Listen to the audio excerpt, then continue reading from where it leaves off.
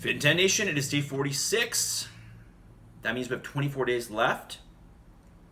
And by the time you watch this video, it'll probably be exactly, if you watch the video today, you'll be exactly 2/3 of the way through the challenge, right? 46 point something, right? 46.66 days into the challenge is exactly 2/3 through. So 1/3 of the challenge to go. 2/3 in. Crazy, right? So crazy how fast this goes. People think 70 days is long, and it's really, really not. You know, I used to be part of this mastermind group. It was like a fitness business group in the States. And I went down to one of their functions, and there was a ton of us there, maybe probably like a few hundred fitness professionals. And I had my Fit in 10 shirt on, and they said, "Oh, that's awesome. What's a Fit in 10? Is it like a 10-hour challenge or a 10-day challenge?" I said, no, it's a 10-week challenge. And by the way, forgive me if I've told you the story. And they said 10 weeks. They said, "How do you do that?" They said, "You can't put on a challenge for 10 weeks. Like literally, that's what they said. And I'm like, why not? What do you mean? 10 weeks is not long at all. And they're like, you can't keep people engaged for 10 weeks. You just can't. You can't keep them motivated. And of course, I disagree. And but that's just the general consensus. Usually, when you get into these challenges, they're not this long. But we can see that like 10 weeks is like we're just kind of learning. We're just kind of like getting in the groove. Of course, you don't exactly know my methodology behind the diet. You have some idea by now. But 10 weeks is not long, right? 10 weeks is really, really short. Especially when we talk about, you know, a lifestyle change, right? When we're trying to build a lifestyle change, 10 weeks is nothing. 10 weeks is a drop in the bucket. It's really nothing. Okay, challenge sets, what I call challenge sets, the end set, the last set, your real work set. I want to encourage you guys to make sure you take notes. Every class, write down the weights that you're using, and then you can always reference those weights for future.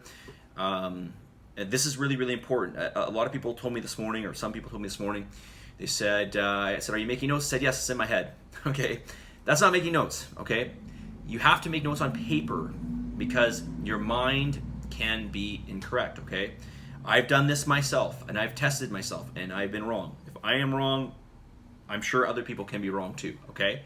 Your mind is not, you got so much stuff crammed in there. You can't manage all your numbers and remember exactly, well, was it 70 or was it 75? I try to remember this on my clients, okay? I note down all my clients' stuff that they're doing.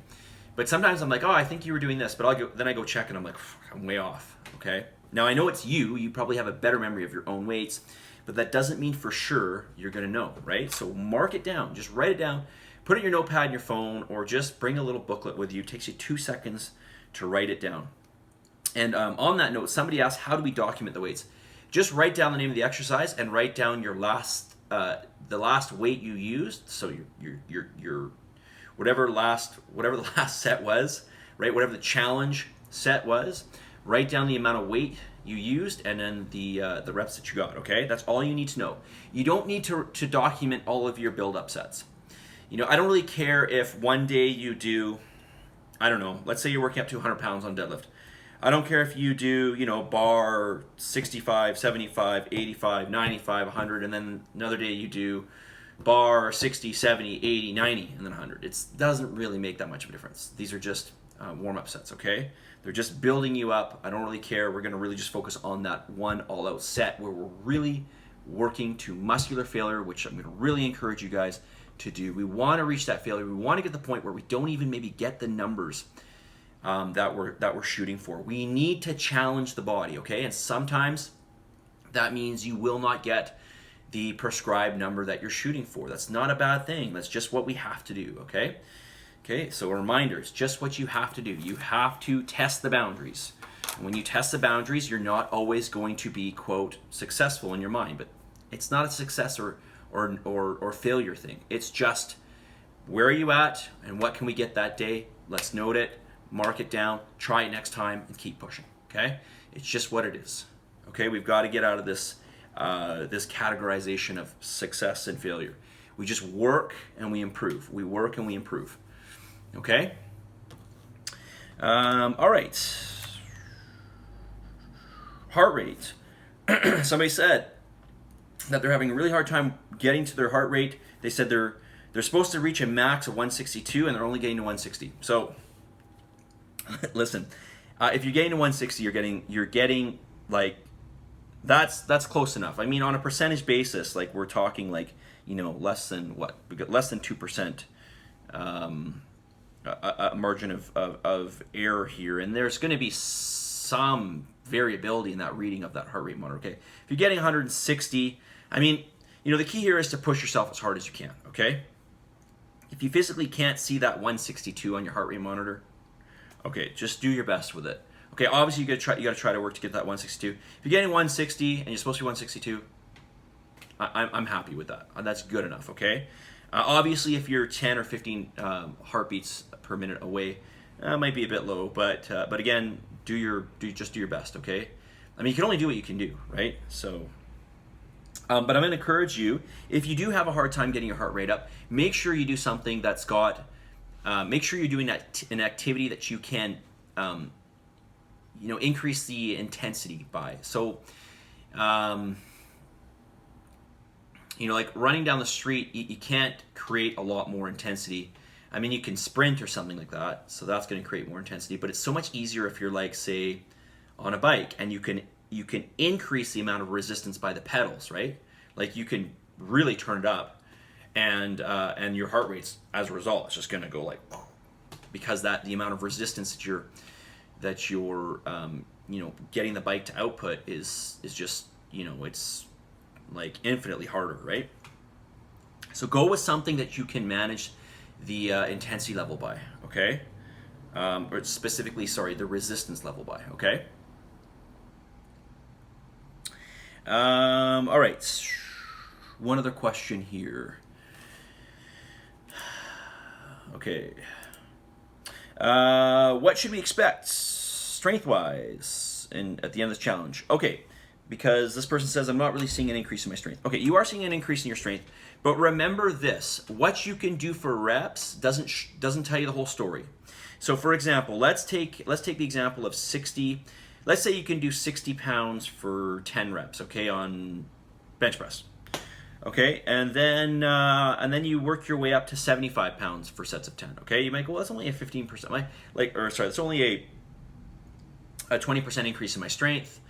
By reps, but when you look at your max, your 1 rep max, which would be the true test of your strength, you'd actually see a 25% increase, because 60 pounds for 10 equals to, in theory, an 80-pound max. But 75 reps for 10, in theory, works to be about 100 pounds, or maybe even 105-pound max. Okay, so we can see we get much more out of that. We can see more of that strength distinction off of doing a 1 rep max, and that is your true measure of strength. Okay, you can't measure strength off of these higher reps, and yes, 10 is verging on to higher reps. Okay, so you can't really see your strength as well on that as you will on a single. So listen, if you're seeing, what can you expect? You can expect like a 20% increase in your working set numbers, okay? But that's not a 20% increase in your strength. You're going to see a greater reflection in your strength if you do a 1 rep max, which would be the true measure of your strength, okay? Hope that makes sense. Okay, message of the day. Here's a message of the day for you, seeing that we've got 1/3 of the challenge left. We've got 1/3 of the challenge left, and you can still make mega massive change. That's right, you can still make mega massive change, especially in the final third. It is still 1/3 of the challenge. Okay, so there's still a good chunk of the challenge left here. So you can make mega massive change, and like I said, the challenge is a little more weighted in the end, so you can expect to see more change there, so long as you follow everything. Right, you're consistent. You can expect to see even more change, okay? All right, so keep that in mind. Keep your head down and keep persevering, okay? Positive energy, positive vibes, believe in yourself, and for the love of God, give some gratitude, and I'll talk to you guys tomorrow. See you guys.